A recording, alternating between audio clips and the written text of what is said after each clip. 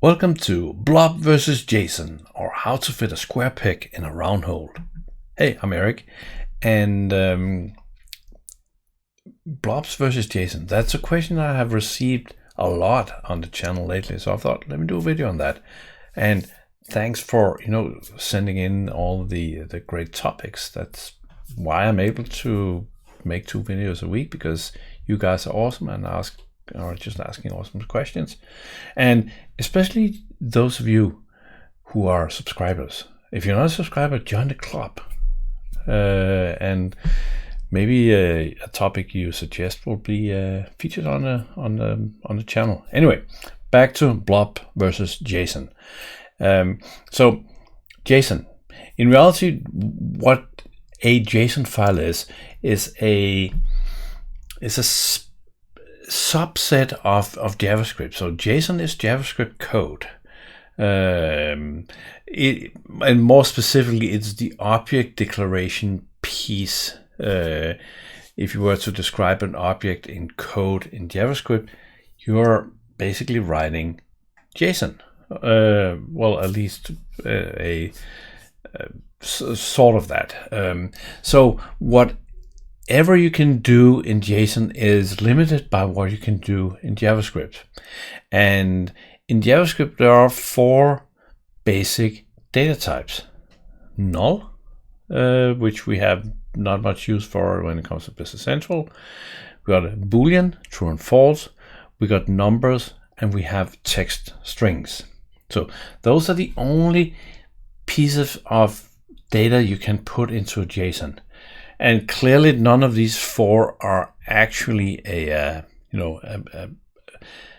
image or a binary of some sort. So we have to use the others to represent the binary, and we can do that. And just for for not to waste too much time, I have actually gone ahead and just created here's a table. There's a primary key and a blob field, and there's a page that will show them. And I have gone totally old school here, so I've just created a card, and I think I actually created a couple of. You see here, there's a raccoon, and there's some tigers, and there's also the logo from the object designer. If you haven't seen the object designer, you should check it out. It's an app source. So we can play with this. We have some data to work with. So the secret, of course, is that we need to convert our blob field into text. So let's actually quickly create an action here. Action create JSON. Caption equal create JSON. Promoted true. Promoted category is process. Promoted only is true. So then we're nice, and we won't forget application area, because so we're ready to go here. Boom. That was an action on the page. So since so we want to create some JSON. So let's make sure that we start by let's create a variable called J. We don't want to waste key presses here. So let's use that as JSON object. So now we have J, and we could start by seeing what's in J at this point. So we can go something like this, format. So if you do call the format function on a JSON object, we will actually get the JSON out of the object. If you're used to like C#, quite often format in Business Central will work just like toString in C#. And you see here we get a nice empty JSON. So that's pretty good. That's a good start. So of course the easiest thing we can do is let's actually add I think I call the field primary key, so we can do rec dot primary key. So now we have added a field to our JSON. So add key and value. And we have one field in our JSON. That's freaking awesome. So of course, let's just be naive and do this. We do blob, and then we'll do rec.blob. Oops. Well, that was apparently too naive, because we cannot convert from blob to a JSON token. So JSON token, let's just make sure that we all know what. So when we have, we have JSON object. So that's an object represented by the curly brackets, right? Curly bracket has key colon value, key colon value, key colon value inside it. Value can be either one of the primitives that we just talked about, text, number, boolean, or null, or it can be another object, so another JSON object, or it can be a JSON array. So we also have a data type here called JSON array, and the right side of this is actually, so we also have one called JSON value. And you see those are three different types, and but if we get something, we ask. So in this case, let's actually just ignore this 1 second here. I'm now just doing a short JSON detour here. Stay with me. So if I do j.get and I want to get the value of pk. So at this point, get has no clue what is that. So you can see that if I go into here and do, so we can see that the result that we're getting into actually needs to be a JSON token. So we create another one here called JSON token. So now we're getting it into that one. And this is actually get returns true or false whether it finds it or not, but we're not, I'm just explaining here for a second. So now we can take the token and see, is it an array, an object, or value? So we could do something like that. If t is object, then our, and I'm just going to do j because j is an object, but it doesn't matter. So j is t as object. So a JSON token is this chameleon that can represent any of the other types, and you can convert to and from. So very convenient, as in a lot of cases where you get something out of JSON, you need to figure out what you're getting. Anyway, sorry, that was a slight detour. So in this case, we cannot convert. There's no built-in conversion from blob to JSON. We can see that if we look at add, here we go, add, then we get, there's 16 overloads. So the bunch of data types that it knows how to convert. Option, integer, big int, and so decimal, and so on, but not blob. So we gotta call upon a dear friend of ours. We gotta call upon, let me get rid of these for a second here. We gotta call on our friend Base64. There's a code unit called Base64 Convert. And Base64 is awesome because that's a way to represent binary data in within the readable characters set. So we take a limited range of characters and then we split the byte, because normally if we have one in an 8-bit world, one character here represent 1 byte, meaning 8 bits. But we'll have to allow 256 different values for that character. Not all of them are visible Some of them are control characters and crazy stuff.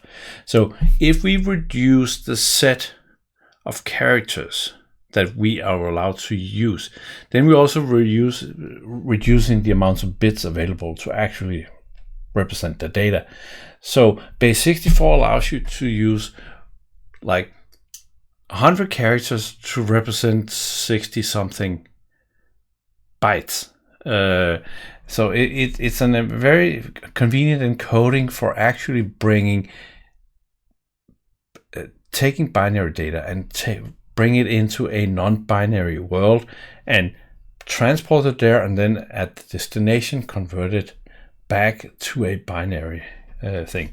So all we have to do for this to work is actually go into this code unit and say Base64 dot to Base64, and let's see what so we have a string, we have, and as I said, this is actually a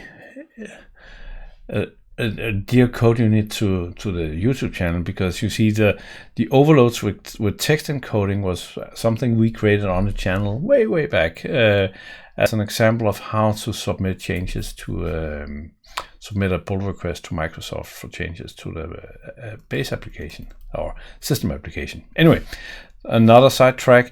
So we want probably the simplest overlay that takes a string. No, we can't do that, eh? You see the problem here, that so we cannot go, because this is not a string, so we cannot encode this. What we need to do, we need to get a stream. So clearly here we need to pass a stream, and that will output a string. So, and now I typed INS because that's what I always call them. So InStream. So there are two streams of two types of stream types, two stream types in Business Central. We have an InStream and an OUTSTREAM. And an InStream is where you can read something from, and an OUTSTREAM is where you can write something to. Meaning that in this case, I will now take my blob field here and say create an InStream, so I can read the value from the InStream. So in this case, we have created the InStream on the blob, and now the blob is in the UI, but we could actually go calc field blob just to make sure that so blob field does not hold any value unless it's actually been asked to calculate the value of the field. But since the blob field was on the screen in rec, I think it's actually calculated. So anyway, we did this here just okay. So now we get a stream, so we can read the content of the blob field. So we tell to Base64 to read from this InStream and export or return a string. So let's try it out. Let's try it out. Maybe the message thing gets angry at us, but we'll deal with that. So we deploy it, and we say create JSON, and boom, you see here, it's good. It's a complete and valid JSON, and we have the blob field in here as Base64. Of course, now we could, if we wanted to download this, we could create a we could create another one. So we actually use, if you need to have temporary memory, you will typically use a structure called a code unit called temp blob.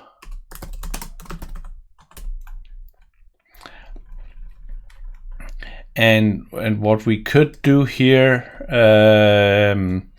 we could simply say temp blob dot create OUTSTREAM, and then OUTSTREAM OUTSTREAM.write, and we want to write format J into that one. So now we are actually writing the JSON into another blob here. So now we have a JSON with a blob encoded in that we're putting into another in-memory blob.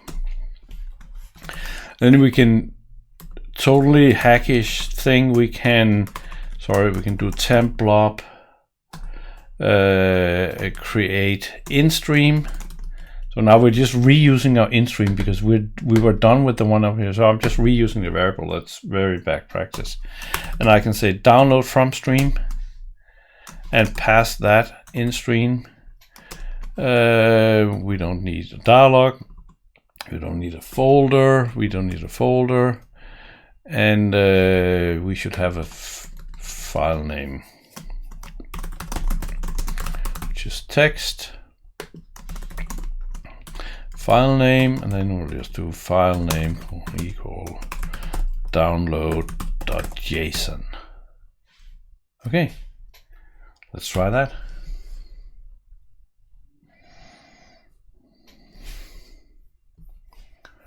So I'll create JSON. I get a download. We go back here and we have the JSON file. So what about the other way around? That you get a JSON, but you want to put the result into a blob field. Well, and time is running here. So it's basically the opposite thing. So think about, and we'll actually just use here.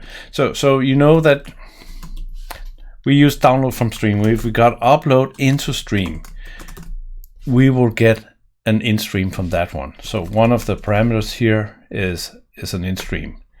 So now we can just pretend that instead of downloading, then the InStream we just created from the temp blob is one we just uploaded.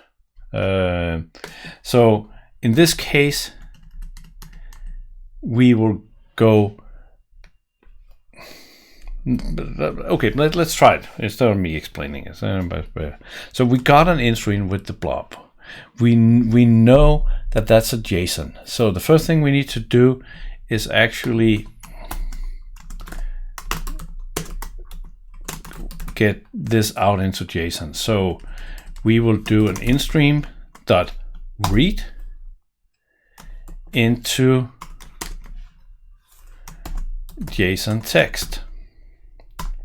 So now we got that. Then we can do JSON.read from the JSON text.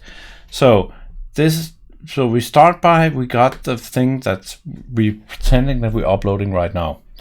We get that into a text variable and then we pass that into JSON. So now we have a JSON, and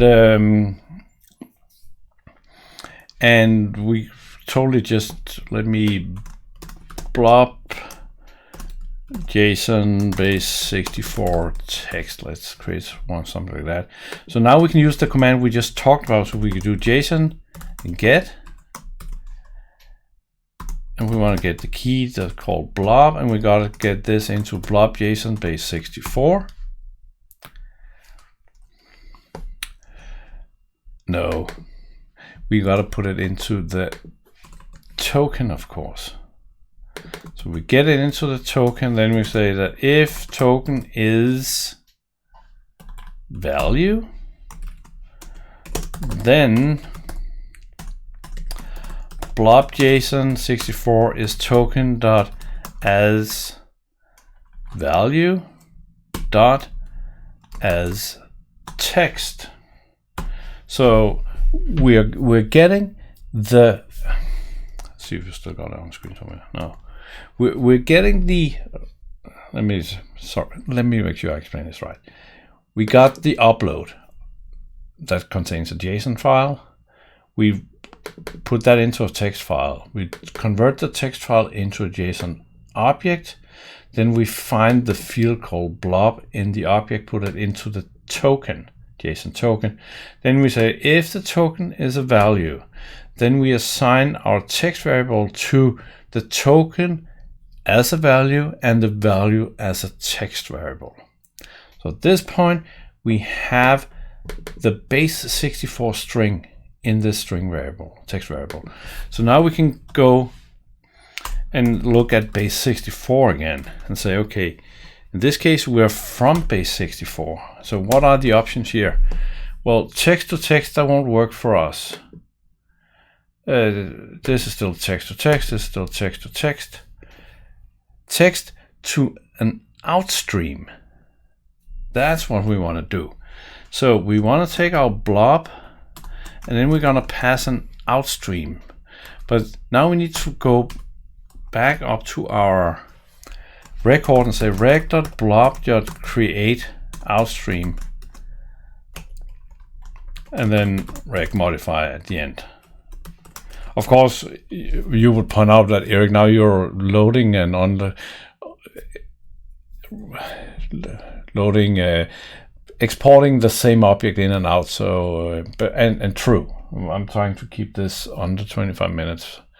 So the idea, of course, here, let's repeat this section. Read. So this is JSON to blob, and this is blob to JSON. So in this case, let's get rid of that guy. So we know that we ended up having the base64 string in this variable. Then we take our blob field on the record and create an OUTSTREAM. So whenever we have an OUTSTREAM, that's because we want to put data into whatever the OUTSTREAM is connected to. So in this case, the OUTSTREAM is connected to the blob field. Then we take our string and the OUTSTREAM and pass that into the from base64 unit and say, please convert from base64 and put the result into the stream, which is now linked into the blob field. Then we modify it. So if all this works, let's see if it works, then the result should be nothing, because we should still have the object designer here. So we'll hit this one, nothing happened. Let's switch back and forth and we're back to the same. I know this is a stupid example, but this is the way it works. So that's going between blob and JSON and blob. Hope it makes sense. Otherwise, let me know in the comments below if you think I missed something, or if you're doing this in a different way. Let me know, and I would love to see that. And until next time, you can always check out this video because that's a good one. Take care. Bye.